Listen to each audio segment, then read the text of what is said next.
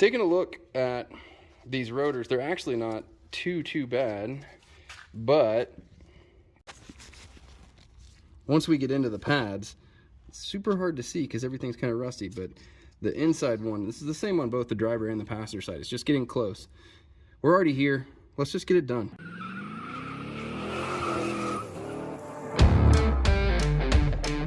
Start by getting rid of the top and bottom caliper bolt here to get this out of the way. They're 18s and very tight. Go ahead and pull the caliper off. Got both the top and the bottom bolt out of the way, and I'm gonna need something to hang it with. Gotta find a good place to hang it. Got myself a bungee. Nice. That's good enough. Wow, look at that contraption. You know what? It's not putting pressure on the brake line. That's Sure isn't. Sure isn't. Slightly better view here. We can see how little material there was on the inside and a little bit more on the outside. Still not too bad. We could have gone just a little bit longer on these, but might as well just go ahead and take them off now. That's the squeaker. So we're, I don't know, 1/16, maybe an 1/8 of an inch away from, yeah, maybe about an 1/8 from being done. But look at how cracked and crispy these things are. Perfect stop. Doesn't sound perfect to me at all. These are the bracket bolts. They're 21s, 2 of them. Gets us the anchor out of here, and we'll be ready to reset these brakes. Rotor comes off, and that's it. And of course, the same situation exists here at the rear. Getting close on the inside one, but still got a little bit of room on the outside. No big deal. We're already here. Let's just do it all. Let's just do everything. On these rear brakes, those are Torx, and you just can't get it in there. It needs to be like a 55.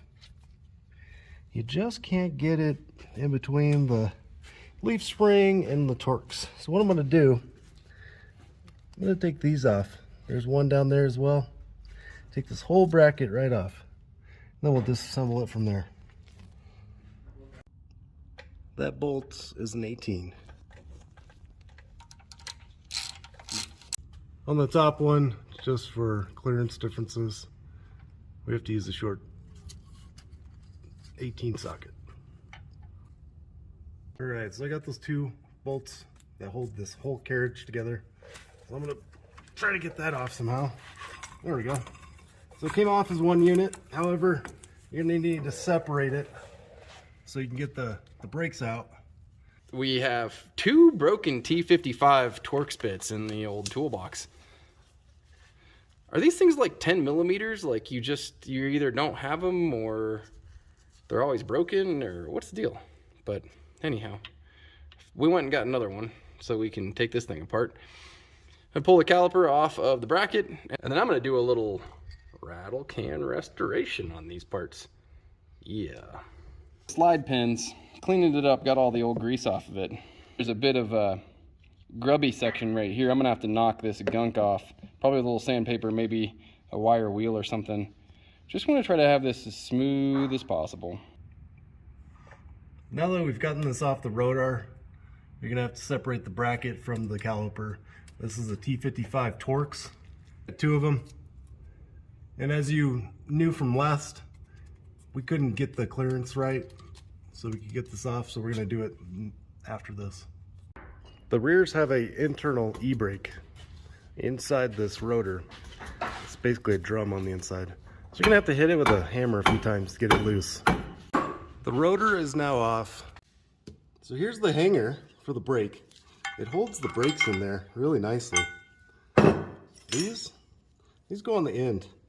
Keep it from rubbing, keep it from squeaking, making noise. So we're gonna install this next. This part is completely optional, but we sanded this down a little bit. Threw some paint on it just to make it look a little bit nicer. So next we gotta throw on the rotor. All you gotta do, this is an 8 lug, just line her up. Send her home. Rotors installed. I made a mistake initially. There are 2 depths of rotors with this platform, with the Suburban 2500. There's a 4.63 and a 4.83. So make sure that you know the correct depth of your hub.